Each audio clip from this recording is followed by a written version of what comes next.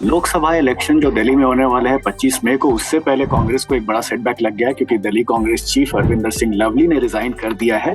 उन्होंने एक लेटर लिखा है मल्लिकार्जुन खड़गे को और उसमें उन्होंने आपत्ति जताई है कांग्रेस और आप के जो अलायंस हुआ है इस इलेक्शन में, उसको लेकर के।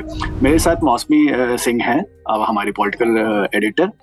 मौसमी, ये बताइए कि जो अरविंदर सिंह के जो रेजिग्नेशन की जो वजह जो मल्लिकार्जुन खड़गे को उन्होंने लेटर लिखी है, वो तो खैर पब्लिक डोमेन में है, बट उसके पीछे की कहानी क्या है?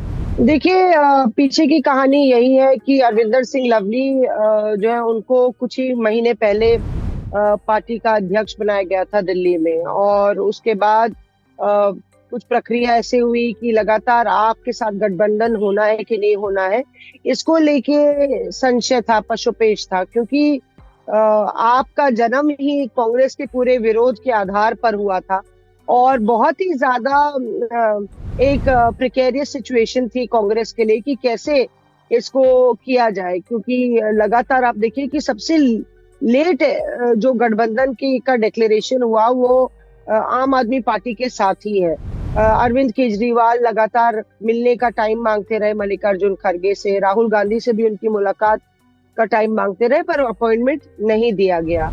और हालांकि पार्लियामेंट में दोनों के बीच में तालमेल नजर आया, पर वो इंडिया ब्लॉक के बैनर के तले या विपक्ष के बैनर के तले, लेकिन दिल्ली में दिल नहीं मिल पा रहे थे और पंजाब में तो बिल्कुल रार खनी हुई थी। तो अब पंजाब और दिल्ली में से किसको जो है सैक्रिफाइस किया जाए कांग्रेस के भीतर, ये सवाल उठने लगे, क्योंकि पंजाब के नेता तो बिल्कुल अड़ गए थे और दिल्ली के नेता उतना लड़ नहीं रहे थे। मतलब दिल्ली में 3 ही 4 सीटों की बात थी, पंजाब में तो सीटों का खाका है पूरा और मुख्य विरोधी पार्टी वहां पे है। यहाँ पे दिल्ली में तीसरे नंबर पर है कांग्रेस, बीजेपी मुख्य विरोधी पार्टी है आम आदमी पार्टी की। तो दिल्ली में, पंजाब में स्टेक्स ज्यादा आए थे, नेता ज्यादा मुखर थे, तो ये तय हुआ, पार्टी ने सोचा कि अगर दोनों जगह अलायंस कर लेंगे तो पूरा जो स्टेट यूनिट है बहुत नाराज हो जाएगा। तो अलायंस किसको सूली चढ़ाया गया?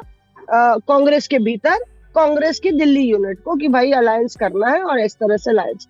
तो वहीं से पूरा मामला जो है तूल पकड़ता गया। एक तो अलायंस हुआ, उसके बाद 3 सीटें कांग्रेस के खाते में आई। दिल्ली में अगर आप देखें तो कांग्रेस की सरकार रही है लंबे वक्त तक। शीला दीक्षित 15 साल तक मुख्यमंत्री रही है, तो एक बेस था यहाँ पे दिल्ली में, इसलिए लोगों को लगा, जो दिल्ली के नेता है, कांग्रेस के नेता है, उनको लगा कि ना अलायंस भी हो गया, टिकट का वितरण भी हो गया और जो नेता जो उम्मीदवार बने वो भी बाहरी है। सिर्फ एक जेपी अग्रवाल पुराने नेता है दिल्ली कांग्रेस के, बाकी 2 नेताओं को तो कुछ जानकारी ज्यादा है ही नहीं दिल्ली की पॉलिटिक्स के बारे में। एग्जैक्टली यही सवाल उठ रहा है क्योंकि अलायंस तो काफी पहले ही अनाउंस हो गया था, लेकिन जो रेजिग्नेशन लवली का है वो तब हुआ है जब इन्होंने सीटों के नाम डिक्लेयर कर दिए कि नॉर्थ ईस्ट का जो सीट है वो कन्हैया को दे देंगे, उदित राज को दूसरी सीट मिलेगी। ये इतने दिन वेट करने की वजह क्या थी? पहले ही अगर आपको अलायंस से प्रॉब्लम थी तो आप पहले रिजाइन कर सकते थे। दरअसल बात बिगड़ती चली गई। एक तो पहले अलायंस हो गया, उस पे आग में घी डालने का काम किया गया कि लगा कि कांग्रेस की जो दिल्ली यूनिट है उसका सम्मान नहीं रखा गया। 2 नेताओं को, उदित राज जो है वो सांसद रहे हैं बीजेपी के, तो उनको दे दिया टिकट।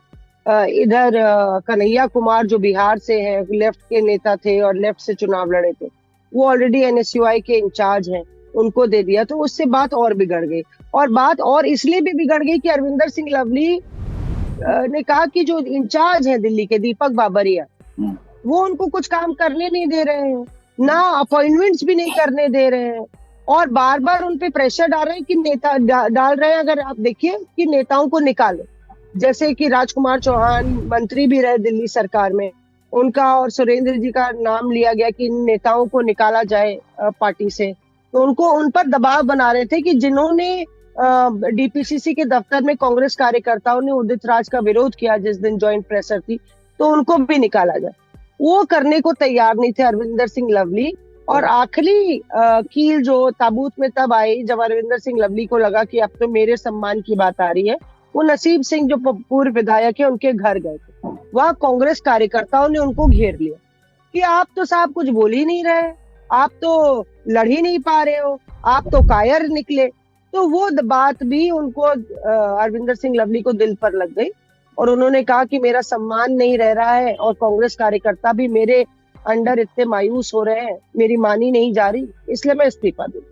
तो अब ये बताइए मौसमी की, ये अब तो खैर रेजिग्नेशन हो गया, अब ये है कि इसका पॉलिटिकल इम्पैक्ट क्या होगा, एक तो कांग्रेस के लिए भी और इंडिया अलायंस के लिए भी, क्योंकि जो सीट शेयरिंग अग्रीमेंट हुआ था उसमें ये भी था कि कांग्रेस के वोट्स ट्रांसफर होंगे।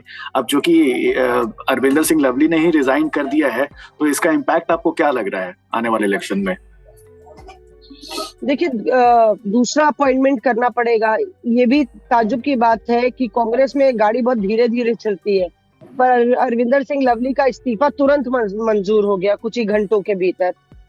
और पार्टी इंचार्ज ने भी, भाई जो आपका प्रदेश का अध्यक्ष है उसी के लिए आप 1 घंटे में बोल रहे हैं कि उन पर बीजेपी का दबाव होगा या किसी का दबाव होगा।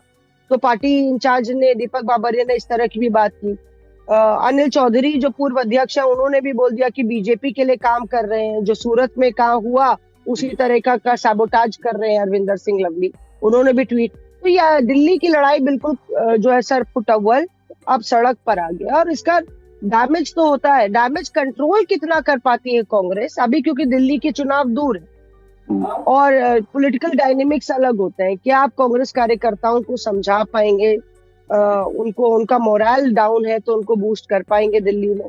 किस तरह से आप डैमेज कंट्रोल करते हैं, जब क्या पार्टी अध्यक्ष हस्तक्षेप करेंगे?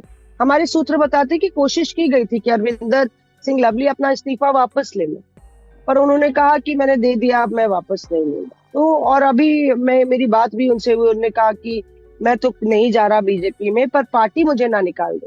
तो उन पर गाज अभी 15-20 इंटरव्यू भी वो दे चुके हैं। तो हर एक को ऐसा काम कर रहे हैं कि पार्टी उनको निकाल सकती है, क्योंकि वो लगातार बयानबाजी कर रहे हैं पार्टी प्रदेश अध्यक्ष के खिलाफ, इंचार्ज के खिलाफ। इन दोनों से आपकी कोई बात हुई क्या, कन्हैया और या उदित राज से, जिनके नामों को लेकर के इतना ऑब्जेक्शन भी था? इन लोगों ने कुछ अभी तक रिएक्ट किया है?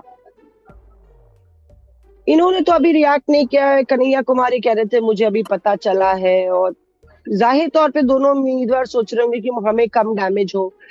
उदित राज के एक बयान को लेके अरविंदर सिंह लवली खासा नाराज थे कि उदित राज जो है हमारे कार्यकर्ताओं को अंडर प्ले कर रहे थे, कह रहे थे कि कुछ 4% वोट से, कांग्रेस का तो 4% वोट है, तो इससे कौन सा, मैं वैसे ही जीतने वाला हूँ, मुझे जरूरत नहीं है, इस तरह की बात कर रहे थे। कन्हैया कुमार का तो हम लोग का इंटरव्यू उन्होंने कोट किया है रेजिग्नेशन लेटर में, अरविंदर सिंह लवली ने, कि कन्हैया कुमार ने आज तक कोई इंटरव्यू में, जब हम लोग ने पूछा था तो कन्हैया कुमार ने अरविंद केजरीवाल की खूब तारीफ कर दी, कह दिया कि बेहतरीन सीएम है और सड़क, बिजली, पानी, अस्पताल दिया है। तो अरविंदर ने कहा कि ये तो हम लोग लगातार हमारी पार्टी लाइन के विपरीत है, इस तरह की बात।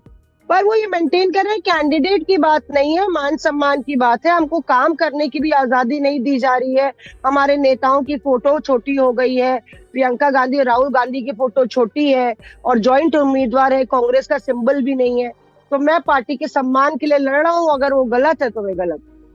चलिए, थैंक यू मौसमी, थैंक यू फॉर इनपुट। अब देखते हैं कि अरविंदर सिंह लवली के साथ आगे कांग्रेस क्या करती है, उन्हें पार्टी निकालती है या फिर वो खुद छोड़ करके बीजेपी ज्वाइन करते हैं। चलिए, thank you for your time. Thank you.